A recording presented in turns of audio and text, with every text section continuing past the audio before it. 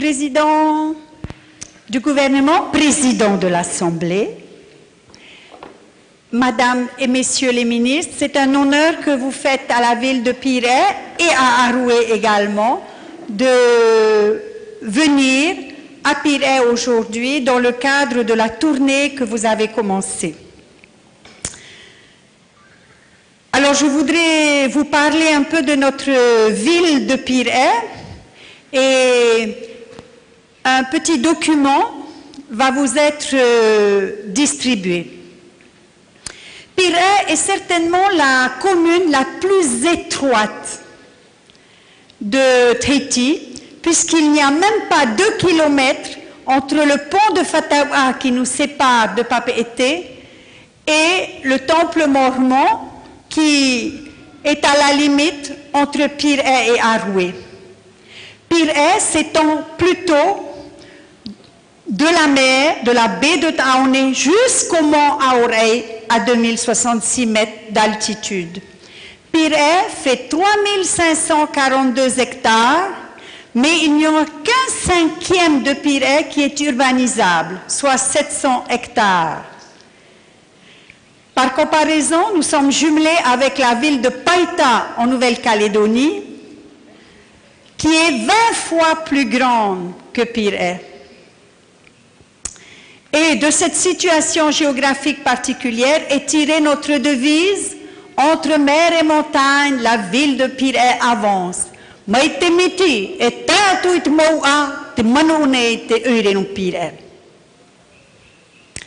Alors, c'est un avantage d'avoir une petite commune parce qu'on n'est pas obligé de multiplier les équipements.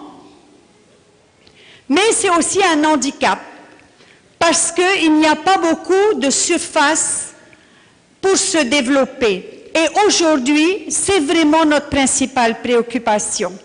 Et les résultats du recensement qui nous ont été communiqués le mois dernier, eh bien, viennent le confirmer, puisque, Monsieur le Président, Pirée est la commune qui a le plus perdu en population, moins 2,39%, c'est-à-dire moins 346 habitants, alors que Punauia a gagné 2300 habitants. Alors bien sûr, nous au conseil municipal, ça nous pose beaucoup de questions. Parce que les jeunes ne trouvent pas de terrain à construire à Pirée. Ou alors, il y en a quelques-uns, mais ils sont tellement chers. Donc comme ils veulent construire leur orara, eh bien ils vont ailleurs. Et comme c'est les jeunes qui font des enfants, eh bien, même si 53% des enfants aujourd'hui naissent à Pirée, ce n'est pas des enfants qui habitent Pirée. Son développement, justement, est un peu en panne à cause de ce problème foncier. Et c'est pour ça que nous avions beaucoup d'espérance sur les cessions foncières promises par l'État dans le cadre de la restructuration de la défense, puisque nous avons présenté 2 projets, le projet de cession de 1,5 hectare où est installé le COMSUP aujourd'hui, et nous, à côté de Aoreitinihaut, et comme nous maîtrisons le foncier de Aoreitinihaut, qu'un peu plus loin nous maîtrisons le foncier où il y a le marché, que le pays maîtrise le foncier entre le marché et le COMSUP, nous rêvions, et nous rêvons toujours, avec l'aide du pays, d'aménager un vrai cœur de ville à Pirée, parce qu'il n'y a pas vraiment de cœur de ville à Pirée. Et c'était notre projet, et c'est un projet pour créer des emplois et pour développer le pays, surtout sur ce beau site de la baie de Taoné. Nous avons déjà présenté, vous vous souvenez, Président, nous vous avons présenté ce projet il y a 3 ans. Et le ministre Louis Frébault, notre ministre de l'Aménagement, connaît, puisque nous avons discuté de ces projets dans le cadre du contrat de redynamisation des sites de la Défense. Il y a également le projet de cession de la Cité Grand, 2 hectares. Ce n'était pas prévu au départ. Et puis, on a reçu une lettre de l'amiral en disant qu'ils avaient décidé eh bien, de ne pas garder ce site où il y a aujourd'hui 120 logements. Alors, c'est une aubaine extraordinaire pour notre commune que de pouvoir maîtriser ce foncier qui nous manque tellement. Alors, nous avons fait des projets. Et, bien sûr, il y a eu des réactions de la part du voisinage qui s'inquiètent de voir ces 120 logements occupés par, ils ne savent pas dans quelles conditions. Alors nous avons proposé sur les 120 logements d'en garder 65 pour reloger les familles de Pirée qui sont dans des situations de forte promiscuité, notamment dans les lotissements sociaux. Nous avons également proposé de garder quelques logements pour faire un foyer pour les jeunes des îles, et notre Fatreha Daniel Erlem est au courant de ce projet, et aujourd'hui même il y a une réunion à la mairie sur ce projet. Pourquoi? Parce qu'il y a plus de 300 élèves de BTS qui sont aujourd'hui au lycée Taoné, et nous avons besoin, n'est-ce pas, Président, de BTS dans notre pays. Et ces jeunes n'ont pas droit à l'internat, parce que l'internat ne prend pas au-delà de 18 ans. Et ces jeunes, beaucoup viennent des îles, beaucoup viennent de la presqu'île, il faut les pousser pour qu'ils réussissent leurs études. Et en plus, ils ont droit à l'aide au logement de 30 000 francs, mais à condition qu'ils soient dans des logements homologués, ce qui n'est pas le cas. Il n'y a pas de logement pour étudiants à Pirée. Nous voulons être solidaires vis-à-vis de ces élèves des îles et de Tahiti, près de la cité scolaire de Taoné, pour les pousser dans leurs études. Donc il y a une réunion justement aujourd'hui pour préparer, pour qu'on soit prêt. Ça fait 1 an que nous attendons ce projet de décret interministériel qui précise les conditions de cession aux communes. Et aujourd'hui même, notre président du SPC, Payatua Meihi, et notre adjoint au maire, Georges Puchon, qui nous représente au congrès des maires, ont eu rendez-vous avec le cabinet de M. Victorin Lurel, et un des premiers dossiers dont ils doivent parler, c'est justement de ce décret interministériel. Nous avons interpellé avec les autres maires, il n'y a pas que Pirée, il y a Mahina, il y a Aroué, il y a Fa'a, président, il y a Papété. Et quand nous avons rencontré pour la première fois le nouveau haut-commissaire, c'est un dossier sur lequel nous avons insisté. Pour nous, Pirée, c'est fondamental de pouvoir nous préparer à ces sessions, puisque nous manquons de terrain à Pirée. Alors Pirée, je vous disais, est une ville aujourd'hui qui est bloquée dans son développement à cause de ce manque de foncier. Et donc, il faut que nous valorisions au maximum ce foncier. C'est pour ça que quand nous sommes venus à la direction de la commune, une des premières choses que nous avons fait, c'est d'établir notre PGA. Et le PGA a été adopté en 2010 ou 2011. Je fais signe à notre directeur général des services qui est en face. Bernard, 2010-2011, le PGA 2011, voilà. Donc on a ce PGA qui a été adopté en Conseil des ministres, hein, qui guide le développement de Pirée.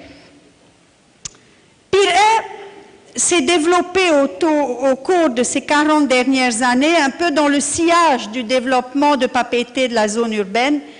Et Pirée est essentiellement aujourd'hui une ville résidentielle, beaucoup de résidences sur les plateaux, mais aussi beaucoup de lotissements sociaux.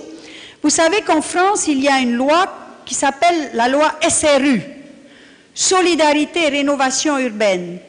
Et cette loi oblige toutes les communes de métropole à réserver au moins 20% de leur logement pour le logement social. Eh bien, Pirée est pas loin, on est à 18% de nos logements qui sont des lotissements sociaux. Il y a 13 lotissements sociaux à Pirée, ce qui est beaucoup, Et Donc, Pirée est une... Je vais y revenir après parce que c'est quelque chose d'important pour nous. Pirée est une ville résidentielle et une ville d'équipement public. Parce que avant, et moi j'ai bien connu ça quand j'étais enfant, parce que mes grands-parents étaient agriculteurs à Pirée.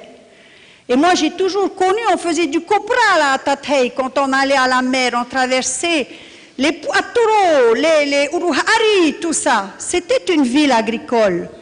Hein? Là-bas, on élevait des bœufs, les patères, élevaient des bœufs au stade Pater. Donc, quand le CEP est arrivé, que Papeete s'est développé, qu'il a fallu faire des équipements sportifs, il n'y avait pas de place à Papeete, on est venu à Pirée. C'est comme ça que Pirée est une ville d'équipement public. Des stades, il y a 5 stades à Pirée, on est la ville la plus équipée en termes d'équipement sportif. Il y a aussi Fédération de Va'a, d'autres fédérations. Je me demande si la boxe, n'est-ce pas, Tahiti n'est pas aussi à Fatawa, là. Voilà, donc Pirée est une ville sportive, Pirée est une ville scolaire, avec 4000 élèves à la cité scolaire de Taoné, plus lycée Saint-Joseph. Hein? Et puis, bien sûr, de santé, Monsieur Tetaria, Charles, Pirée, l'hôpital. Et nous sommes très fiers, Président, d'avoir pu informatiser en anticipant justement l'hôpital. Et aujourd'hui, depuis un mois, eh bien, les déclarations de naissance se font directement au sein de l'hôpital. Et n'est-ce pas, Chantal, c'est un grand progrès pour les mamans qui n'ont pas à se déplacer jusqu'à la mairie et qui peuvent, avant de sortir de la maternité, déclarer directement leur enfant et sortir de la maternité avec leur déclaration de naissance, les certificats de vie à charge et tout ça. Et vraiment, nous sommes très contents de ce progrès. Vous verrez sur la petite brochure, il y a d'autres équipements. Je voudrais revenir à cette question fondamentale pour nous, qu'est la question du foncier, la question de la rénovation urbaine, la question de l'aménagement. Bien sûr, comme toutes les communes, nous ressentons sur nos épaules le poids de ces compétences environnementales qui nous ont été transférées par la loi de 2004 sans transfert de moyens. L'eau potable, la collecte et le traitement des déchets et l'environnement. Alors l'eau potable, 2016, il faut que toutes les communes soient au rendez-vous. 2016, c'est bientôt, c'est dans 4 ans. Donc c'est notre dossier prioritaire, l'eau potable. L'eau est presque potable à Pirée, c'est combien? 82%. Merci. 82%. Mais il faut complètement rénover les réseaux. Ça coûte très cher. Alors, heureusement, il y a le contrat de projet. On est allé au contrat de projet, mais on n'avait pas anticipé toutes les autorisations administratives de passage. Je vous assure que ça, c'est un vrai problème. Il a fallu qu'on reprenne notre dossier et qu'on s'organise pour aller chez chacun, chez chaque personne où les tuyaux passent, pour aller faire signer les autorisations administratives de passage. Alors, avec la grosse inquiétude que d'autres communes arrivent entre-temps au contrat de projet avec leurs autorisations administratives de passage faites, et que nous, eh bien, que ce soit déjà fait. Alors, je ne sais pas encore, là ça se termine, je ne sais pas s'il reste encore de l'argent au contrat de projet, je regarde un peu les regards là, j'espère. Hein? Et en plus, on nous a encore renvoyé notre dossier, pourquoi? Parce que les servitudes n'avaient jamais été classées. Eh bien oui, aujourd'hui, il y a le Code général des collectivités territoriales, on ne gère plus les communes comme avant. Avant, ben, c'était comme ça, la rue Temateitemarie, la rue Tchonitefata ou la rue Afariri, ça existait, tout le monde savait que ça existait, mais on n'a jamais fait les papiers de classement de ces servitudes qui existent depuis 40 ans. Mais aujourd'hui, pour aller devant le trésorier payeur général, tout est vérifié. Alors, il a fallu. Alors que dans le même temps, on a réduit nos effectifs. Tous ceux qui sont partis à la retraite n'ont pas été remplacés pour pouvoir faire face à la baisse du FIP. Donc, tous les jours, il faut faire mieux avec moins. Tous les jours. Mais ça ne fait rien. Tapez à Paris, c'est toujours ce que je dis, tous les jours. Allez, arrête-moi, tapez à Paris. Allez. Voilà. Donc, notre dossier, ben, j'espère qu'on va trouver, je crois qu'il nous faut 600 millions, hein, Président. J'espère qu'au contrat de projet, on va trouver ça, mais en même temps, on est content. Parce que, eh bien, d'abord, la population aura de l'eau potable, on va mettre les compteurs, hein, c'est bon pour la santé, l'eau potable. Et puis, ça va donner du travail. Hein, les entreprises qui gagneront les appels d'offres, ben, j'espère qu'elles vont, embaucher des jeunes qui auront des chantiers. L'eau potable, la rénovation des écoles, ça aussi, Président. Tahiti, pour nous, c'est un souci. Parce qu'avant, on ne se faisait pas de soucis. Au FIP, il y avait de l'argent. Plus d'1 milliard chaque année, tous les dossiers qui arrivaient, ils passaient. Et c'est que maintenant, il n'y a plus d'argent au FIP pour les écoles. Il n'y en a plus, pas au FIP affecté. Parce que, on ne va pas rentrer dans les... on est en train de payer les engagements qu'on avait faits en 2008. Donc il n'y a pas aujourd'hui de crédit au FIP pour les écoles. Il n'y en a pas. Heureusement, ceux qui avaient des dossiers, on peut aller au contrat de projet. Donc, en ce qui nous concerne, nous avons un projet de reconstruction du CJA, le CJA de Nahuatl qui est mal placé, où il y a des problèmes. Donc, notre souhait, c'est de le reconstruire à Matatevei, où la commune a un peu de foncier, qui est un très beau site pour valoriser le CJA. Donc, on doit avoir une réunion, parce que c'est quand même un projet qui est pas loin de 400 millions, et donc... aujourd'hui, il y a 31 jeunes au CJA. C'est pour ça qu'on a demandé une réunion avec la DEP la semaine prochaine pour connaître exactement la politique éducative du pays, pour savoir si demain, il y aura encore des jeunes orientés vers les CJA. Parce qu'on ne va pas se lancer sur un projet de 400 millions si les enfants vont plutôt être orientés vers le collège. Hein, on a déjà tellement peu de sous. Voilà. Et nous allons reconstruire l'école maternelle Tutereitane en face. Là aussi, nous avons obtenu le financement des études, donc on va avancer. Hier, nous avions dans la commune une mission qui est financée par le ministère de l'Aménagement et de l'Urbanisme et le CUX sur l'habitat indigne. Donc, toutes ces poches de logements qui n'ont pas le confort minimum qu'il faut. Pas d'assainissement, des accès qui ne sont pas faciles, le terme m'échappe, mais surtout des logements qui ont mal vieilli. Alors, cette mission est chargée d'identifier les typologies de logements et de faire des propositions. Et ça nous a beaucoup intéressés de faire le tour de Pirée avec cette mission, mais nous leur avons dit que nous espérons que le rapport ne va pas finir dans un tiroir et que vraiment il va y avoir une suite. Alors très rapidement, c'est dans les typologies qui ont été identifiées. Un, c'est tous les lotissements sociaux qui ont été construits il y a plus de 30 ans.